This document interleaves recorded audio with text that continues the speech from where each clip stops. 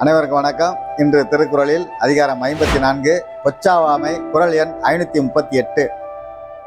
புகழ்ந்தவை போற்றி செயல் வேண்டும், செய்யாது இகழ்ந்தார்க்கு எழுமையும் இல்.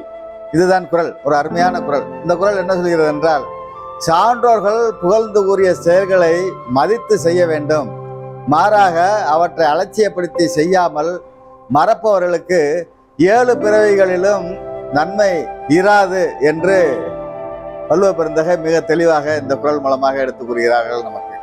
அதாவது, அறநூலார் புகழ்ந்து கூறிய செயல்களை விடாமல் செய்ய வேண்டும்.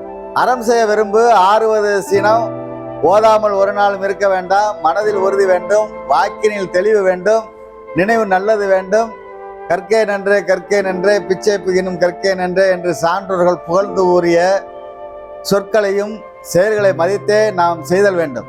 மாறாக, ஆமா அவர்கள் என்ன சொல்லிவிட்டார்கள் பெரிதாக என்று அவர்களுடைய மந்திர சொல்லை அலட்சியப்படுத்தினால் அவர்களின் 7 பிறவிகளிலும் நன்மையானவைகள் கிடைக்காது என்பதைய புகழ்ந்தவை போற்றி செயல் வேண்டும், செய்யாது இகழ்ந்தார்க்கு எழுமையும் இல் என்ற குறள் மூலம் சான்றோர்கள் புகழ்ந்து கூறிய செயல்களை சொற்களை தொடர்ந்து மதித்து செய்தல் வேண்டும்.